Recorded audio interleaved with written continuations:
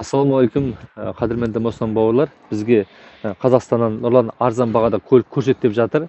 Қазақстаннан бізге Hyundai Accent немесе Kia Rio көліктерін сұрайтын кісілерге айтатыным, ол көліктер әрине керемет көліктер сіздер үшін.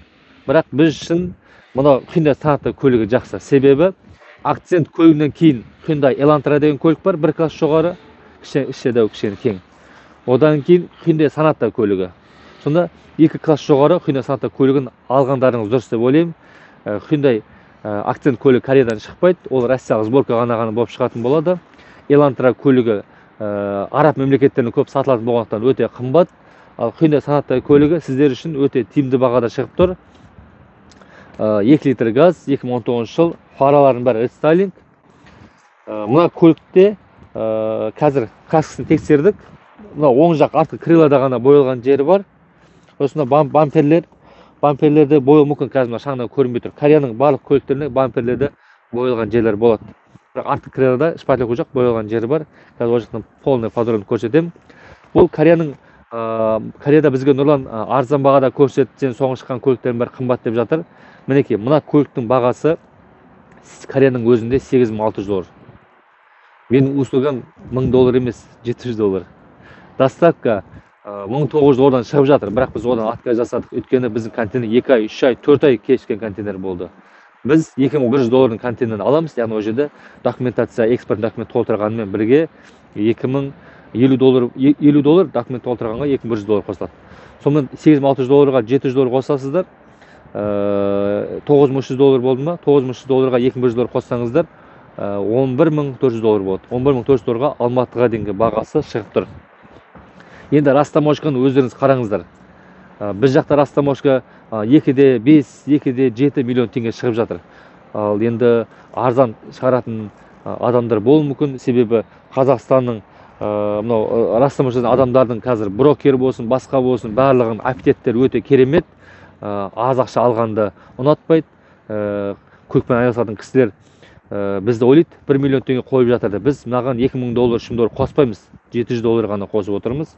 Өйткені ол Қазақстанға апарып, бір ай жетем дегенше басымыз, шашымыз ағарып кетеді. Сол себепті біз Кореядан количествомен отамыз. Айына бір 4 контейнердей 5 контейнер жібереміз. Соған шүкір бір контейнерден расход бар, анау бір қолымызда $500 қалса да қанағат қыламыз. Ал мінекей серебро түсті Hyundai санатта 2 литр газ. Бұл тағы да айтам, Қазақстандағы бензинмен жүретін көлікке газ оборотын қондырғысын орнатып жатырмыз ғой. Сол сияқты моторларыңыз 4 жылдан кейін лақтыратын мотор болмайды. Бұл көліктің моторы миллион километрге жүре алады. Қазақстанның тұрғындары жылына примерно 20-30 мың километр жүретін жер, ең жұмысына барып келетін кісілер. Солар үшін нағыз. Одан кейін Қазақстанда 1500-2000 теңге құятын болсаңыз 100 километр жүре аласыз, дұрыс па? Ал бұл көлікке сондай ақша құятын болсаңыз 1500-2000 теңге примерно 300 километрге, 250-300 километрге жүре аласыз. Яғни 3 есе сіздерге баратын жеріңізді ұзартып бере алады. Әрі көлік оңайлықпен бұзылмайды, бірақ майын, фильтрін, тағы басқа нәрселерін уақытлы қарап тұруларыңыз керек. Ал енді көлікке подробно жақыннан көрсете кетейін. Мінекей,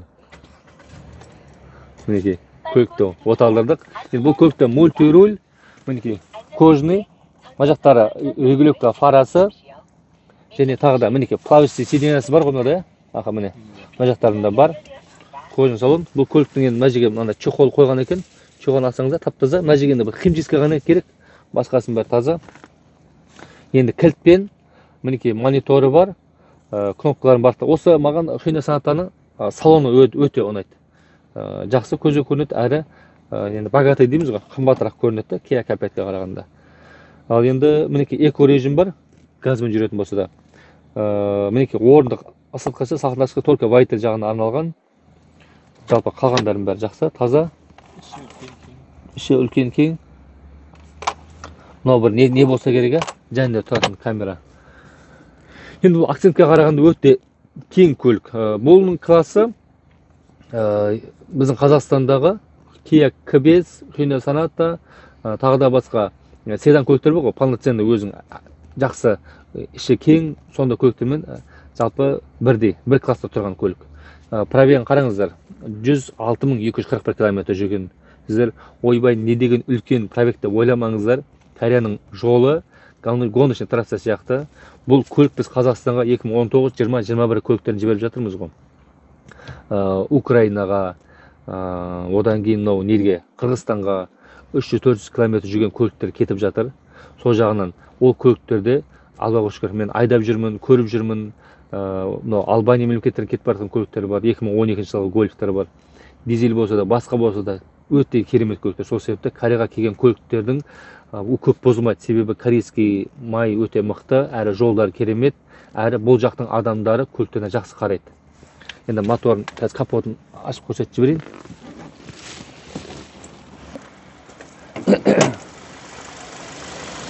Қараңыздар, мотор қандай жақсы жұмыс жасап, әдемі жұмыс жасап тұр.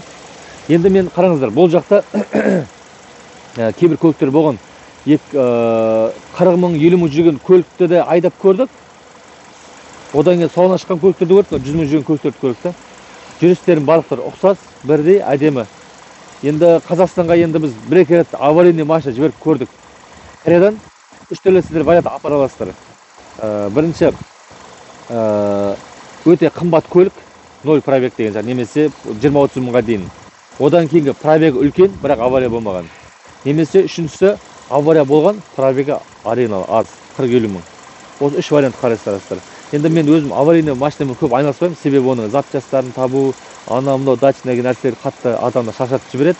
Екіншіден, ұрылған машинаны жақсылап таңдау керек. Өйткені кейбір ұрылған көліктердің лонжерондары немесе тағы да басқа нәрселер Қазақстанға барғанда істемей қалып жатады. Сол себепті ол жағынан кішкене қорқамыз. Ал енді біз жақта көліктің мотор барлықтары жақсы. Енді кузовный часть бар ғой, кузовный бір-екі нәрсесі боялмай қалу, боялып қалу деген сияқты нәрселер бізде болып жатады. Олда тұрған ештеңе жоқ негізі. Ең бастысы Қазақстан бізге сүйегі аман дейді ғой. Бізде көліктер әлдеқайда сүйегі аман көліктер. Енді көлік не істейміз? Бір краскасын көрсетіп жіберейін. Қанша дегенмен сіздер көріңіздер. Нұрлан, сен аузыңа айтқан сөзіңе біз сенеміз, бірақ қанша дегенмен қолында тұрған аппаратпен бір тексер деп іштей ойлауыңыз мүмкін. Мінекей 142, 132, тексерейін. 121, 122, 125. Өзі сырылатын жерлер осы маңайларда. Бірінші сырылатын жер. 107, 118, 101. Мына жері сәл мыжылған екен. Сосын бағана мына жерінен көрдік. 98. Мына жерде краскасы түсіп қалған. Енді бұл жерге мынау үшін полный бояудың қажеті жоқ. Мына жерге арнайы осындай лак сияқты боятындар бар. Сонымен боясаған абзалырақ деп ойлаймын. 113, 132. Багажын ашып көрсетейік. Бұл да фаралар рестайлинг. Алыстан бір көрсетіп қой. Мынау енді ішіне кондиционердің фильтрлар анау бар, ішіне заттар. Енді керек зат болса алып қаламыз. Керек емес зат болса осы жақтан сразу мусор тастай жіберсек те болады. Мінекей мына арт жақтарының барлықтары таза.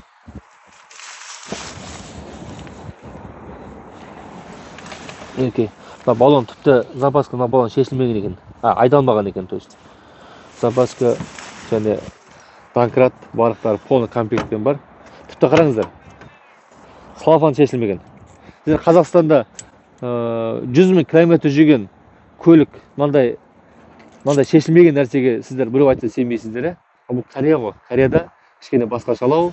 Бұл жақта адамдар көліктерін отырады да азынан кешке тоқтамай жүріп айдай береді.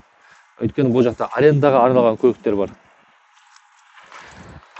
Мінекей 181, 184. Бұл жер боялған, бірақ шпатлевка жоқ. Осы маңғай. Көбінесе андай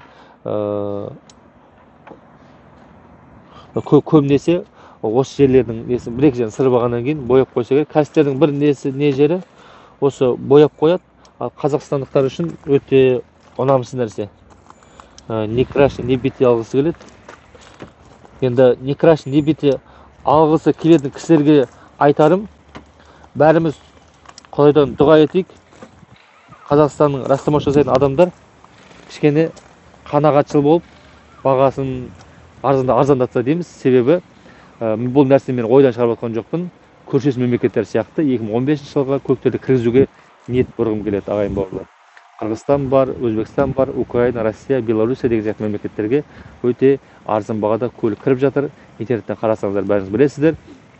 Қазақстанға да өзіміздің жұртымызға, өзіміздің елімізге неге арзан көлік кіргізбеске?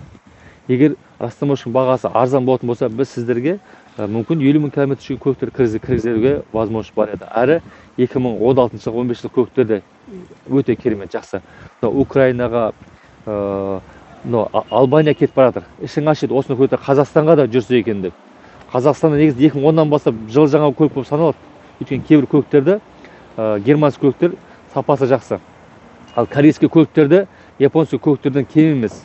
Оларда сапасы жақсы көліктер.